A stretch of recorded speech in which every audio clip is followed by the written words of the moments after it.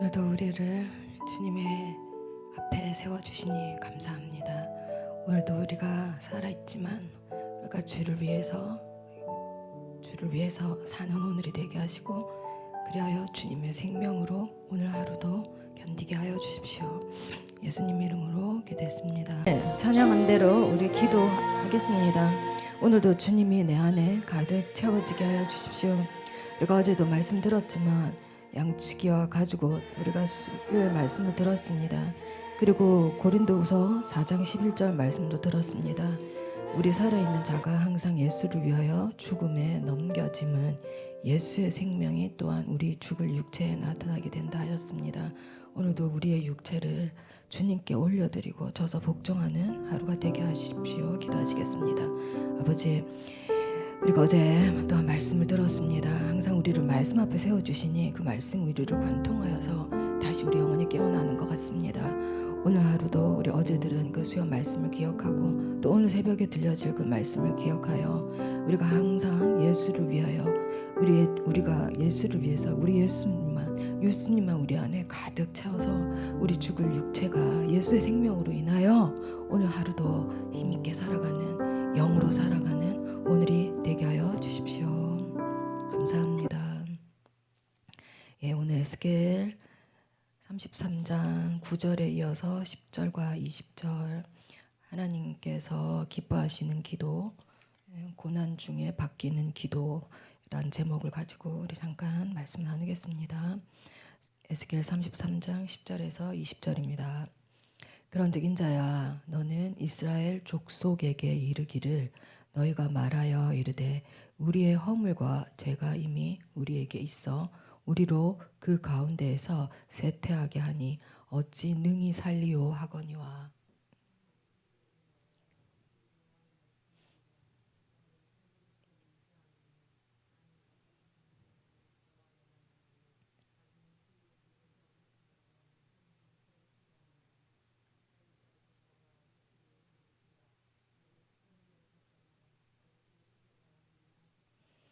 인자야, 너는 내 민족에게 이르기를, 의인이 범죄하는 날에는 그 공의가 구원하지 못할 것이요, 악인이 돌이켜 그 악에서 떠나는 날에는 그 악이 그를 엎드려뜨리지 못할 것인즉 의인이 범죄하는 날에는 그 의로 말미암아 살지 못하리라.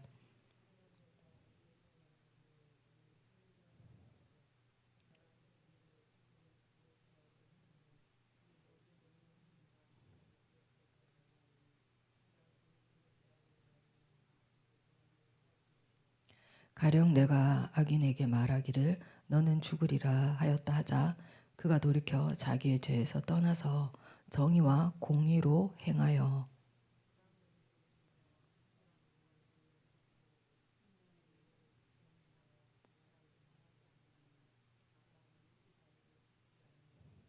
그가 본래 범한 모든 죄가 기억되지 아니하리니 그가 반드시 살리라. 이는 정의와 공의를 행하였음이라 하라.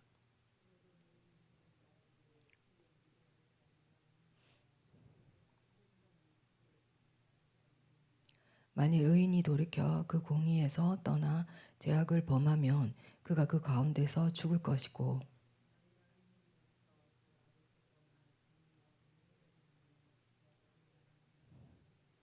그러나 너희가 이르기를 주의 길이 바르지 아니하다 하는도다. 이스라엘 족속아, 나는 너희가 각기 행한 대로 심판하리라 하시니라. 아멘. 이 에스겔 말씀은 예수님이 이 에스겔 33장 말씀을 한 번 더 푼 말씀이 나오시거든요. 어디냐면 마태복음인데 마태복음 21장 보면 이 말씀 그대로예요. 누가 의인이고 누가 악인이고.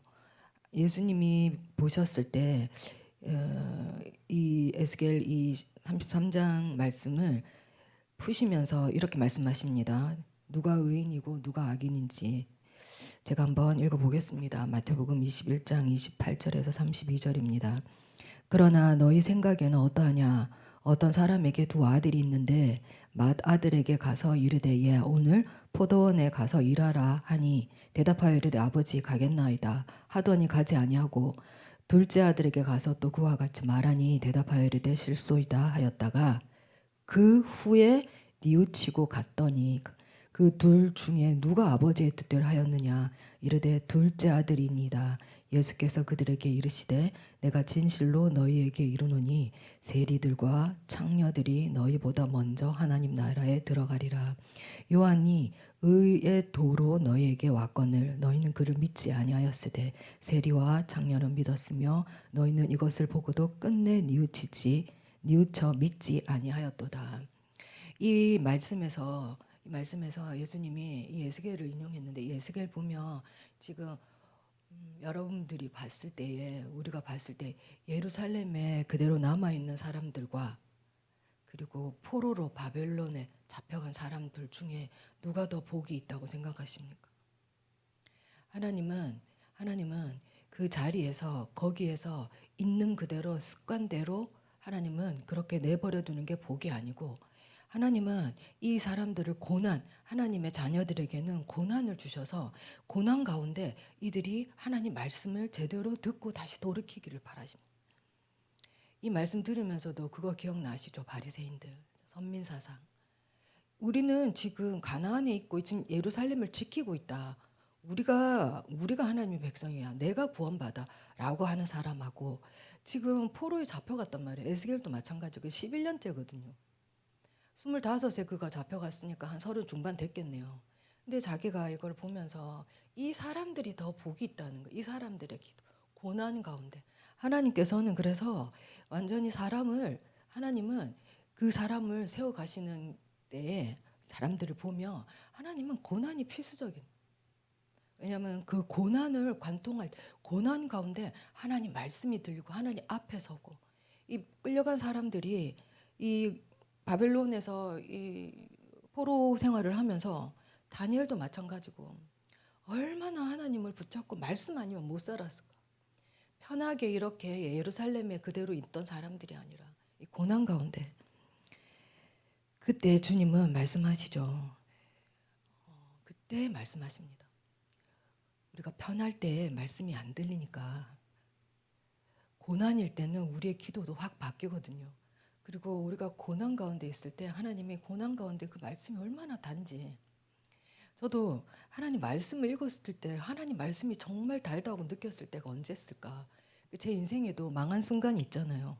포로로 끌려간 순간이 있잖아요. 그 순간 때 뭐 그게 어떤 사람들은 뭐 경제적인 이유로 자기가 망할 수도 있고 뭐 보증을 섰다든지 아니면 관계에서 완전히 끊어질 수 있잖아요.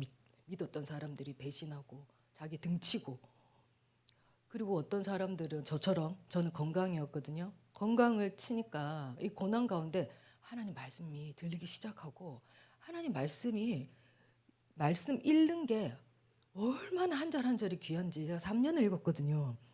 제가 하나님이 저를 이 경제적인 것도 아니고 관계도 아니고 건강을 치셨을 때, 살 소망이 없을 때, 그 고난 가운데 하나님이 3년 동안 말씀을 엄청 읽게 하셨고, 성경이 얼마나 귀하고 성경이 정말 하나님 말씀이 너무 꿀 같고, 제가 그 당시에는 20 몇 년 전이니까 그 성경이 이렇게 말씀을 읽고 성경으로 읽지만 하나님 말씀을 듣는 게 이런 유튜브 이런 게 아니어서 테이프로 그 당시에는 그 서점이나 이런 데 팔았었거든요. 그러면 목사님이 이제 그때 당시가 신학생이었으니까 이제 테이프를 하나씩 줘요. 신학교 거기서 서점에서 사온 거. 근데 그 테이프가 정말 늘어나도록 엄청 들었던 기억이 납니다. 고난 가운데 말씀에 절여지는 거죠. 고난 가운데 하나님 말씀이 관통되니까 사는 겁니다. 아, 나 말씀 읽어. 난 말씀 많이 읽었어. 나 말씀 많이 알아. 이런 바리새인들보다 너네 봐라, 세리하고 창녀가 먼저 하나님 나라에 들어간다. 예수님이 그렇게 말씀하십니다. 오늘 11절에도 보면 가령 의인에게 말하기를 너는 산다 한 사람은 죽는다. 그래서 죽을 것 같다 한 사람은 산다.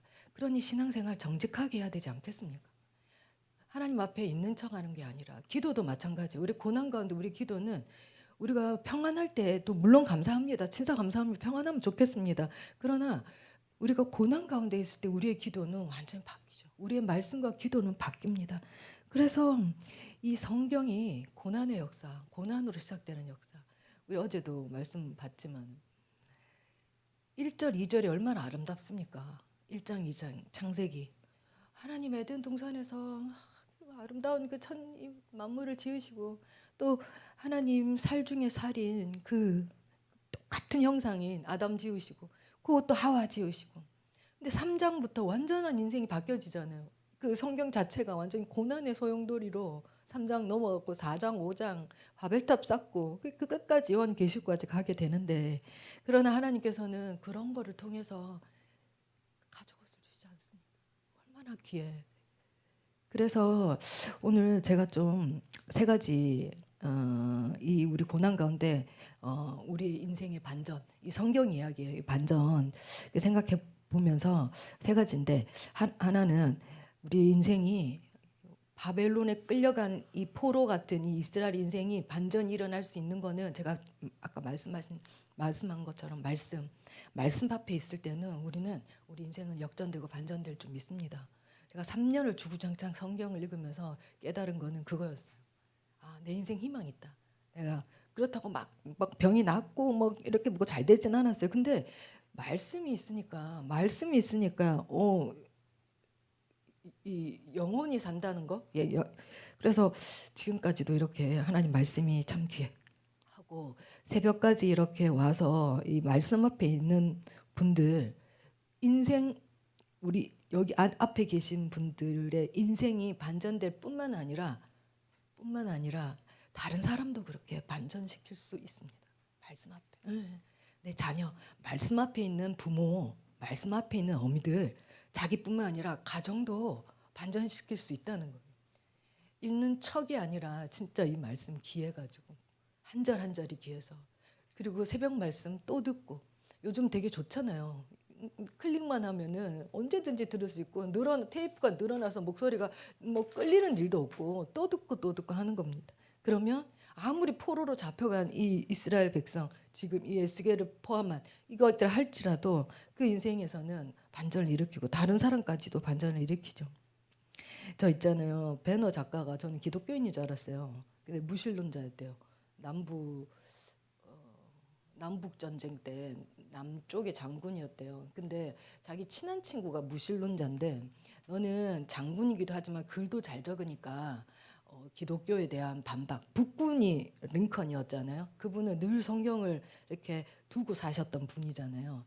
그래서 그 자기 친구가 그 배너 작가에게 네가 저 반박을 해라. 우리 남부군의 대표로서 반박을 하려면 성경을 좀 알아야 된다. 그래 알아야 반박을 할 수 있는. 성경은 진리가 아니고 기독교는 진리가 아니고 이 전쟁은 반드시 남한이 이겨야 된다. 남쪽이 이겨야 된다. 해서 그렇게 했대요. 그래서 100번 읽었대요. 배운 작가가. 어떻게 되겠습니까? 완전 바뀌었죠. 배너를 보고 우리 부모님 세대 그 시대 그 작품을 보고 영화를 보고 돌아오고 회심한 사람들 되게 많습니다. 제가 또 찾아보다가 또 이명식 스님이라고 한 2000년대 되게 유명했던 스님인데 이분이 얼마나 유명했냐면 초등학교 딱 졸업하자마자 스스로 절에 들어갔어요. 얼마나 불교계 엘리트예요. 마치 사무엘 느낌 나잖아요. 갔는데 범어사 스님이요, 부산에. 근데 이분이 이제 범어사에 놀러 온 어떤 아가씨 이야기를 듣고 뭐 이렇게 산세가 좋으니까 이렇게 놀러 왔겠죠. 이렇게 불자는 아닌 것 같은데 기독교인이었어요.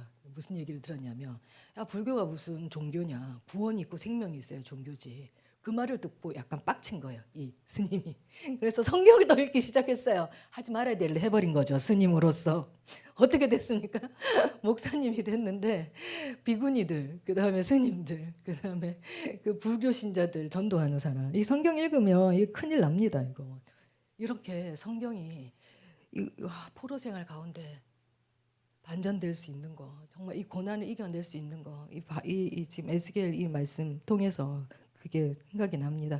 그리고 말만 하지 마라. 13절, 14절, 15절에 보면 두 번째는 우리가 고난 가운데 우리가 반전을 일으킬 수 있는 거는 말씀이라 했어요. 두 번째는 말만 하지 않는 거예요. 신앙생활 가식으로 하지 않는 겁니다. 그냥 주님 못하면 못하겠습니다. 하는 척이 아니라 신앙생활 오래 하다 보면 그게 생기거든요. 아 이쯤에는 이렇게 하고 이쯤에 이 정도 하고 뭐 하는 척 이렇게 하고, 그리고 좀 안 되겠다 싶으면 빠지고, 이 정도 이렇게 밀당 스스로가 결정하는데, 그게 아니고 말로만 하지 말고 기도도 정직하게. 바리새인들은 신앙생활을 가면으로 했습니다. 연기하듯이 했죠. 말로 위기를 넘기려는 사람들은 평생 그렇게 살아요. 근데 진짜 진실하게 하나님께, 하나님 나 지금 위기입니다. 나 망했습니다. 나 지금 이 상황 보십시오.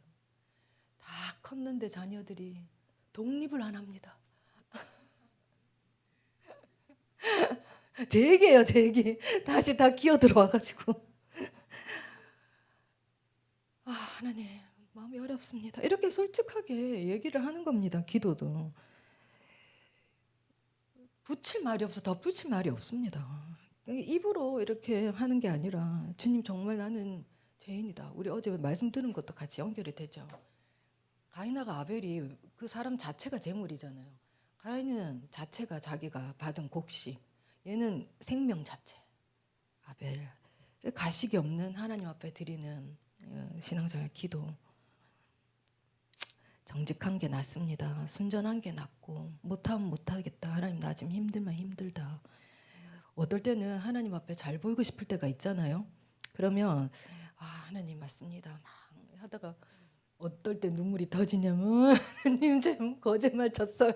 저 잘 살지 않아요. 저 지금 정말 못 살아요. 순전한 거 하나님 좋아하십니다. 순전한 그 양의 피 하나님 그거 좋아하십니다. 마지막은 세 번째는 17절에서 20절인데요. 내 욕심이 내가 하고자 하는 거 하나님 뜻보다 더 위에 있으면 더 위에 있으면 안 되는 것입니다. 예수님은 의인들이 돌이켜 그 공의에서 떠나 죄악을 범하면 그 가운데서 죽을 것이고 만일 악인이 돌이킨다 그러면 산다. 스스로 의인인 척하면 죽는다. 스스로 하나님 왜 내 건 받지 않았어요? 스스로 분냈던 어제 말씀하고도 좀 연결이 되죠. 그래서 20절에 보면 각기 행한 대로 심판하신다. 이거 보면서도 달란트 비유 생각나시죠? 10달란트, 5달란트, 그 다음에 1달란트 받은 사람. 각기 행한 대로 주인이 왔을 때 심판하잖아요. 하나님 주신 거니까 순전하게 그냥 그 5달란트를 10달란트로 남깁니다. 2달란트 받은 사람 4달란트 남겨. 그러나 악한 사람들은 스스로 해놓고 스스로가 하나님 나는 이렇기 때문에 이렇게 했습니다. 근데 하나님은 그 사람에게 행한 대로 갚아주시죠. 너는 악하다. 스스로 의인인 척 했으니 악하다. 그걸 묻어두고 잘했다고 이렇게 고개를 빳빳이 들고 얘기하는 거, 자기 합리화, 자기 생각. 그래서 오늘 좀 말씀이 좀 제 스스로도 뭔가 안 잡히는 게 제가 느껴지거든요. 뒤에 보면 본문 해설도 있고 여기 있습니다. 보시고 하실 때 제가 그거 하나 가져왔거든요. 묵상 두 가지인데요. 오늘도 내 마음에 하나님 말씀이 귀합니까? 그리고 하나님 내가 안 귀하게 여겼던 거 회개하게 해주십시오. 그런 걸 한번 적어보면 좋겠고, 그리고 내 과거의 신앙이 중요하지 않고 바리새인들은 되게 선민의식이 있어서 과거 신앙, 내가 과거에 뭐 했던 거 되게 그거를 자기 훈장처럼 가지고 다녔는데, 혹시 하나님 내가 과거의 신앙에 붙잡혀서 있다면 그것도 돌아보게 하시고 오늘 이 말씀 듣고 순종하는 우리가 되게 하시고 진실되게 하나님 앞에 오늘도 기도하고 말씀 사모하는 우리가 되게 해달라고 이런 계획들도 한번 적어보면 좋겠습니다. 스스로 악인이다 생각하는 자들을 만나 주시는 것 같아요. 그냥 말로만 악인이다 하는 게 아니라 하나님 난 죄인입니다. 그래서 예수님도 내가 죄인들, 내가 병자를 고치러 이 땅에 왔다 하신 것처럼 스스로 의롭다 가면으로 신앙생활 하는 게 아니라 연극으로 신앙생활 하는 게 아니라 하나님 나는 악인입니다. 죄인입니다. 그래서 언제든지 주님은 그런 자들을 기뻐하시고 그런 자들을 회개하면 하나님께서는 다 용서해 주시는 것 같습니다.